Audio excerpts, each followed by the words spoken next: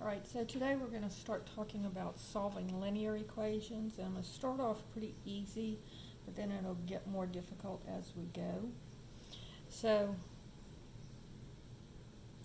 if I have x plus 3 equals 7, so what you're asking is,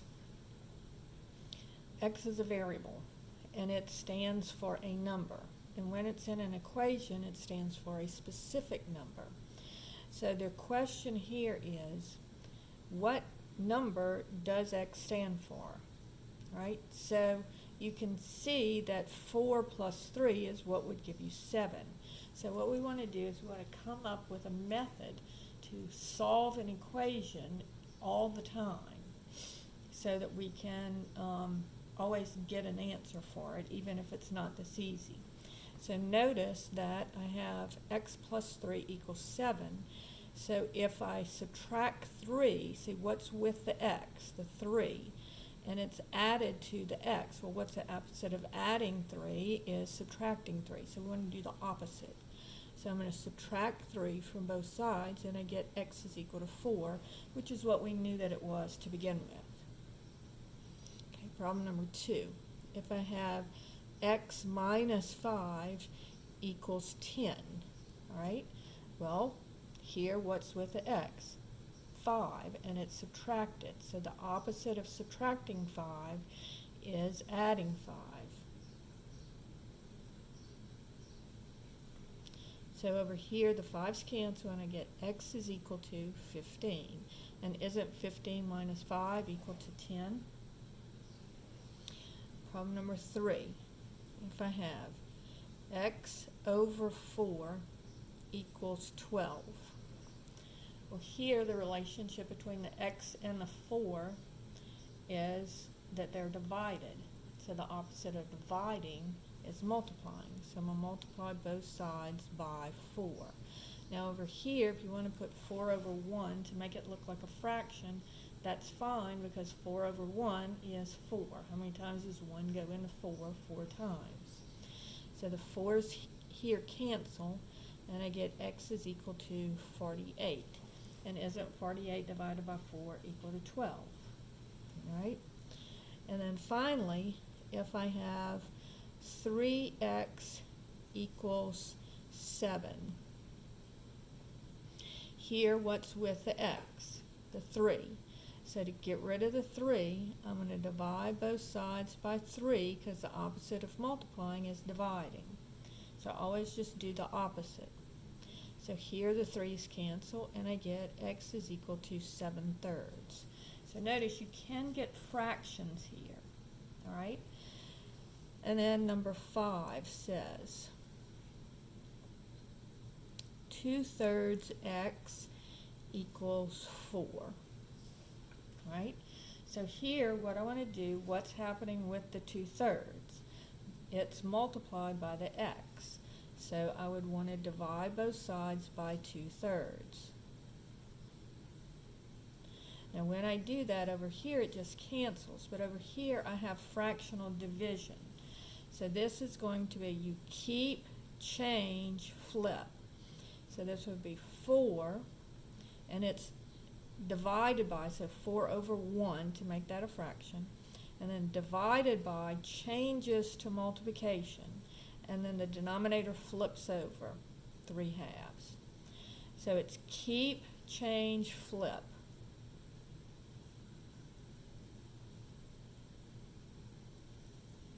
All right, and so 4 over 1, the division changes to multiplication, and then you flip the denominator 3 halves. And then I can now cancel the 2 and the 4 to give me a 2, and I'm dividing both numerator and denominator by 2, so this is 2 times 3 is 6 over 1 times 1 is 1, which is just 6. All right? So even if we have fractions, it's not that big of a deal. All right? The next one, problem number 6. What if I have 2x plus 7 equals 19? So here I have two different things happening with the x. It's multiplied by the 2 and the 7 is added to it. So we always undo addition and subtraction first, all right, before multiplication. So first I'm going to subtract the 7, and I get 2x is equal to 12. Then I divide both sides by 2, and I get x is equal to 6. And then you can check that. 2 times 6 would be 12, plus 7 would be 19. So you can see that that's what it's equal to. All right, problem number 7. What if I have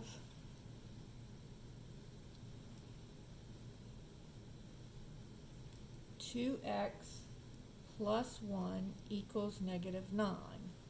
So here I'm going to subtract 1 from both sides. So I get over here, the 1's cancel, I get 2x, and then it's down 9, down 1 more, so that would be down 10. So it's negative 10, negative 9 minus 1 is negative 10, and then divide both sides by 2, and I get x is equal to negative 5. And so if I have negative 5 times 2, that would be negative 10, plus 1 would give me negative 9. All right? Now, problem number 8. What if I have 5 equals 3x minus 6? Right? Doesn't matter that the x is on the right-hand side of the equation instead of the left hand like we're normally used to seeing it. It doesn't matter. It doesn't matter which side the x is on when you're doing equations. And so here I'm going to add 6, and I'll get 11 is equal to 3x because the 6's cancel. Then divide both sides by 3, and I get 11 thirds is equal to x. And that's your answer. 3's cancel here. All right? Also, notice that if I have x's on both sides, so let's say I have 2x plus 7 is equal to 5x minus 8. All right? Now, usually what I want to do here is I want to get rid of the smaller x's. So notice I've got x's on both sides here. And I have to get x equals a number, not x equals something with x in it. So I have to get these x's together. All right? So what I normally do to avoid fractions, to avoid negatives, is I normally get rid of the smaller number and bring it to the other side. All right? So what I'm going to do is I want to get all my x's together first. So I'm going to subtract 2x. So I get 7 is equal to 3x minus 8. Then I'm going to add 8 to both sides, and I'll get 15 is equal to 3x, and then divide both sides by 3. So I get 5 is equal to x. So notice this would be 2 times 5 would be 10, plus 7 would be 17. And then this one would be 5 times 5 is 25, minus 8 would be 17 also. So you can see, you can check it in your head. All right? Problem number 10 says,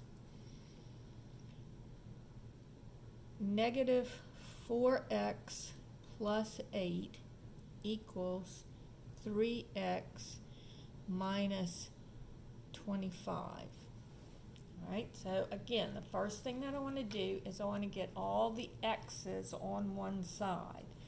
Now, what's smaller, negative 4x or 3x? So what would you rather do? Owe somebody $4 or have $3 in your pocket? Well, 3 is more. So I'm going to get rid of this minus 4x. So to get rid of minus 4x, I add 4x. And I get 8 is equal to 7x minus 25.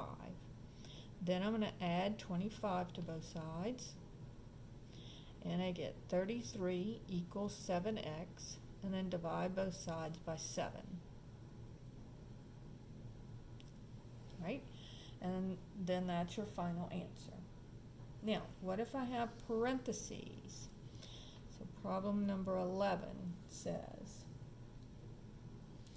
2x plus 1, excuse me, copying the wrong problem, 4 times x minus 3 plus 12 is equal to 15 minus 5 times x plus 6, right?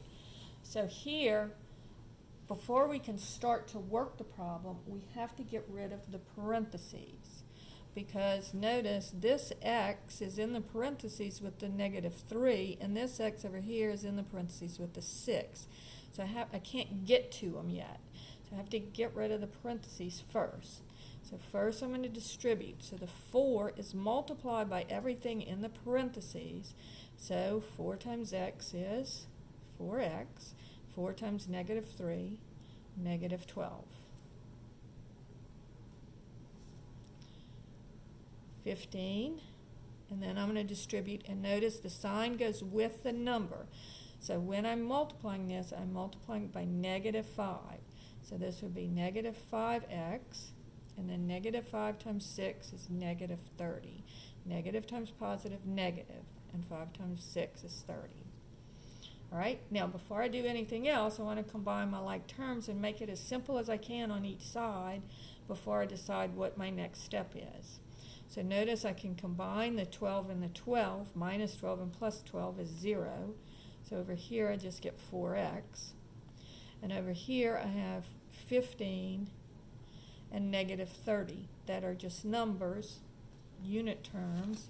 And so I can combine that. So I get negative 5x minus 15, right?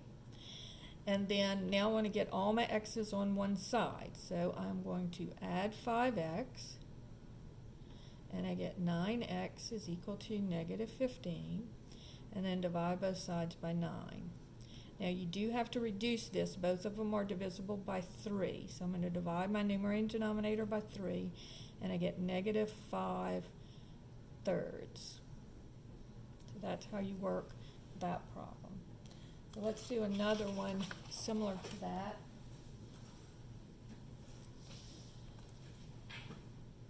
So this would be problem 12. Negative 2 times 3x minus 1 plus x equals 14 minus x. All right? So here I'm going to distribute. Before I can do anything, I need to distribute my negative 2 and get rid of these parentheses. So negative 2 times 3 and negative 2 times negative 1. And notice that I think of subtraction just like it's a negative number. So this would be negative times positive, negative 2 times 3, 6, and then an x. And then negative times negative is positive, 2. And then plus x equals 14 minus x. And so now I'm going to combine my like terms. And so negative 6x, so that's down 6x and up 1x. So that would be at negative 5x plus 2 is equal to 14 minus x. So now I'm going to have plus 5x plus 5x, and I get 2 is equal to 14, and then this is down 1, up 5, so that would be at 4x, and then I'm going to subtract the 14, and so that's up 2, down 14, negative 12 plus equals 4x, and then divide both sides by 4. And I get negative 3 equals x. Now notice, when I looked at this, I said negative 5 is less than negative 1. And so I added 5x to both sides. Could I have done it a different way? Yes, I could have added 1x to both sides to get rid of the x over here. Notice I got rid of the x on the left-hand side here and kept it on the right-hand side. Doesn't matter which way you do it. Let me go back to right here in the problem and show you. You're going to get the same answer no matter what. So if I add x here, so instead of bringing the x's to the right, I'm going to bring them to the left. So I get negative 4x plus 2 equals 14.